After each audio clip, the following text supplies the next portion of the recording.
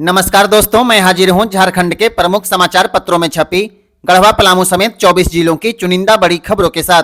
जानिए आज की तमाम बड़ी खबरें जो आपके लिए जानना बेहद जरूरी है। चाहे बात हो मैया सम्मान योजना की, पीएम और अबुआ आवास की या फिर राशन कार्ड और पेंशन जैसी योजनाओं की। मैया सम्मान योजना की 16वीं किस्त को लेकर एक बड़ी खबर सामने आई है। झारखंड की महिलाओं के लिए खुशखबरी है। पूर्वी सिंहभूम जिले की महिलाओं के खाते में मैया सम्मान योजना की 16वीं किस्त के तहत 2500 की राशि भेज दी गई। यह भुगतान शनिवार तक पूरी तरह पूरा कर लिया गया है। अब झारखंड के बाकी जिलों में यह राशि 15 नवंबर तक भेजी जाएगी। हालांकि कुछ जगहों पर 1 या 2 दिन की देरी हो सकती है। मीडिया रिपोर्ट के अनुसार सभी लाभुकों के खाते में डीबीटी प्रणाली के जरिए राशि ट्रांसफर की जा रही है।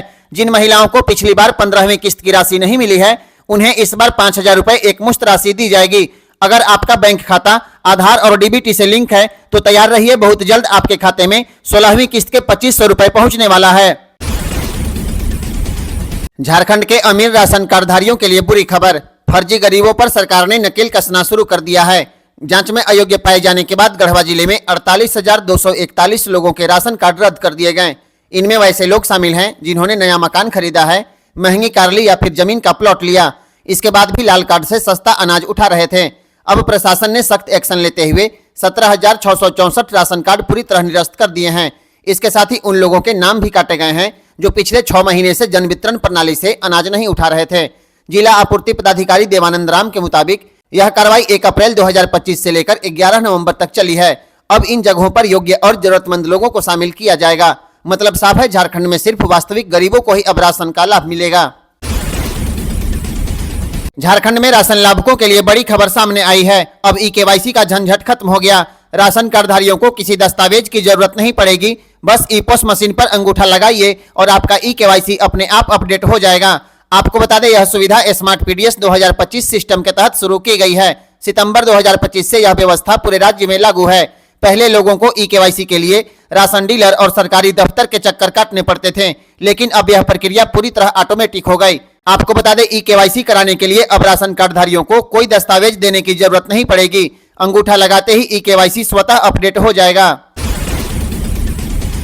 आयुष्मान भारत मुख्यमंत्री जन आरोग्य योजना के तहत राज्य सरकार ने 100 करोड़ रुपए की स्वीकृति दे दी है। यह राशि राज्यांश मद से जारी की गई है। अब इसे झारखंड स्टेट आरोग्य सोसाइटी के खाते में जमा करा दिया जाएगा। इस फंड से अस्पतालों के लंबित बिल का भुगतान किया जाएगा, जिससे अब लाभुकों को इलाज में किसी तरह की दिक्कत नहीं होगी। आपको बता दें, इस योजना में 60% केंद्र सरकार और 40% राज्य सरकार वहन करती है। इस योजना के तहत हर परिवार को 5 लाख रुपए तक का मुफ्त इलाज सूचीबद्ध सरकारी और निजी अस्पताल में मिलता है। सरकार अब इसे और बढ़ाने की तैयारी में है। जल्द ही इस योजना की सीमा 15 लाख रुपए तक की जा सकती है। यात्रीगण कृपया ध्यान दें, अगले कुछ दिनों में कई लंबी दूरी की ट्रेन देर से चलेगी, जबकि कुछ ट्रेन पूरी तरह से रद्द रहेंगी।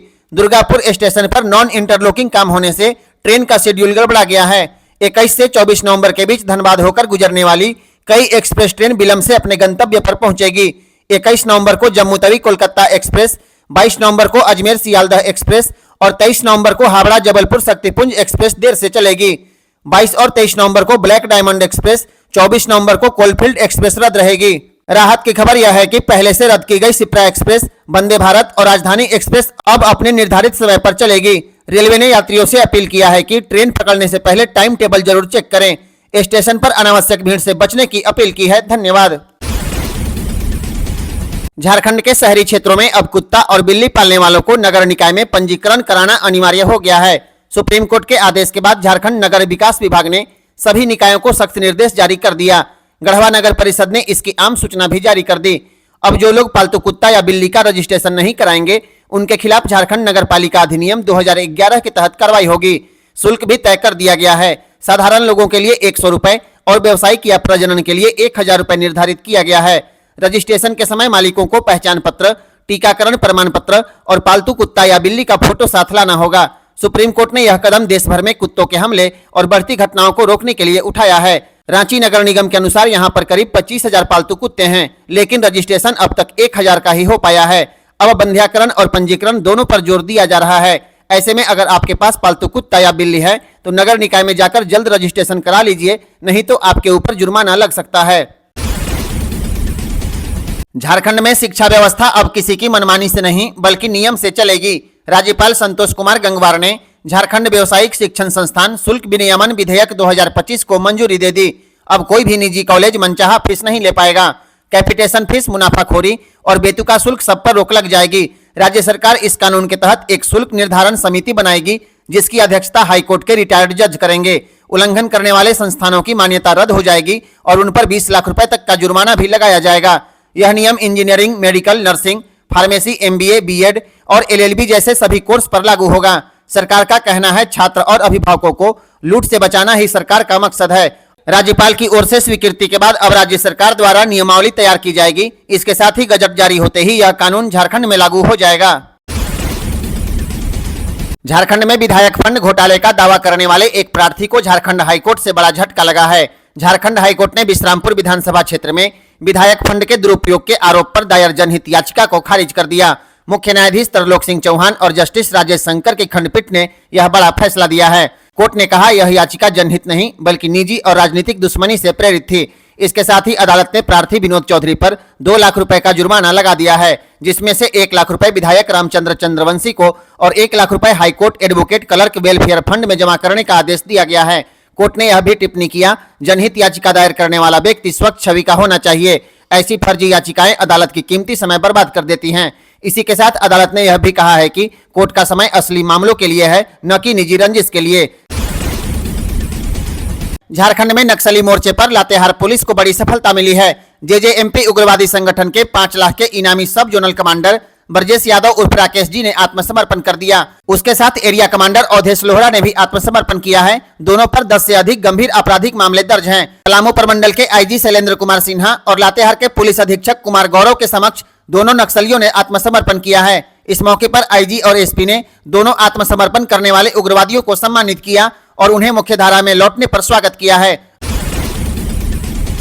झारखंड हाईकोर्ट ने ग्रामीण चौकीदारों की नियुक्ति प्रक्रिया पर रोक लगा दी है। दरअसल रांची जिले में चल रही चौकीदार बहाली प्रक्रिया को ओरमांझी के लंबोदर पाठक ने कोर्ट में चुनौती दी थी। उनका कहना है कि बहाली जिलावार की जगह क्षेत्रवार की जा रही है, जो कानून के खिलाफ है। कोर्ट में सुनवाई के दौरान वकील ने दलील दिया कि बहाली जिला स्तर पर होनी चाहिए, लेकिन प्रशासन इसे बीट स्तर पर कर रहा है। झारखंड हाईकोर्ट ने दोनों पक्षों को सुनने के बाद नियुक्ति प्रक्रिया पर तत्काल रोक लगाते हुए राज्य सरकार से जवाब मांगा है। चौकीदार नियुक्ति नियमावली के अनुसार एक बीट में 100 से 200 घर होने चाहिए और बहाली जिला स्तर से की जानी चाहिए, न कि ग्रामीण स्तर से। कोर्ट ने साफ तौर पर कहा है, बिना कोर्ट की अनुमति के चौकीदारों की नियुक्ति नहीं होगी। अब अगली सुनवाई में तय होगा क्या रांची में चौकीदार बहाली फिर से शुरू होगी या पूरी प्रक्रिया रद्द होगी। झारखंड सरकार ने एक ऐतिहासिक फैसला लिया है। अब राज्य के हर मेडिकल कॉलेज और सदर अस्पताल में ट्रांसजेंडर स्पेशल क्लिनिक खुलेगा। सरकार ने इस संबंध में आदेश जारी कर दिया। हर जिला अस्पताल में ट्रांसजेंडर के लिए अलग पंजीकरण काउंटर, जांच सुविधा और परामर्श कक्ष बनाया जाएगा। इसके साथ ही डॉक्टर और अस्पताल कर्मियों को संवेदनशीलता का विशेष प्रशिक्षण दिया जाएगा। यह कदम झारखंड के 14,732 ट्रांसजेंडर के लिए एक नई उम्मीद लेकर आया है। अब उन्हें पहचान, सम्मान और स्वास्थ्य सेवाएं तीनों एक साथ मिलेंगी। इस पहल के पीछे पीपल फॉर चेंज संस्था, जिसके लगातार प्रयास से जनवरी 2025 में शुरू की गई मुहिम को अब बड़ी सफलता मिली है। स्वास्थ्य विभाग ने सभी सिविल सर्जनों को पत्र भेजकर अस्पताल में ट्रांसजेंडर हेल्थ OPD शुरू करने का निर्देश दिया है। मंडल डैम परियोजना को लेकर एक बड़ी खबर सामने आई है। मंडल डैम परियोजना से विस्थापित लोगों को जल्द ही अब उनका हक मिलेगा। शहीद नीलांबर पीतांबर उत्तर कोयल परियोजना की समीक्षा बैठक गढ़वा DC दिनेश कुमार यादव ने की है। 30 नवंबर 2025 तक सभी प्रभावित परिवारों को मुआवजा का 100% भुगतान करने का आदेश दिया गया है। आपको बता दें, प्रभावित परिवारों को सरकार की ओर से 15-15 लाख रुपए मुआवजा की राशि दी जाएगी। झारखंड के गढ़वा से एक प्यार, रोमांच और हौसले की कहानी सामने आई है। गढ़वा के सौरभ और उनकी पत्नी नेहा बाइक से कपल राइड पर कन्याकुमारी के लिए रवाना हो गए। बुधवार को दोनों ने अपनी रोमांचक यात्रा की शुरुआत गढ़वा जिले के रमकंडा गांव से की है। सौरभ का कहना है, हम 5 दिनों में कन्याकुमारी पहुंचने का लक्ष्य लेकर चले हैं। इसके बाद 12 दिनों में यात्रा पूरी कर वापस घर लौटेंगे। बताया जा रहा है, गढ़वा जिले का यह पहला कपल है जो बाइक से कन्याकुमारी तक की यात्रा पर निकला है। सौरभ को बाइक चलाने का शौक पुराना है। वे पहले भी लंबी यात्रा कर चुके हैं, लेकिन शादी के बाद यह उनकी पहली कपल राइड है। गढ़वा के लोग सौरभ और नेहा को शुभकामनाएं दे रहे हैं और सोशल मीडिया पर उनकी यात्रा वायरल हो रही है।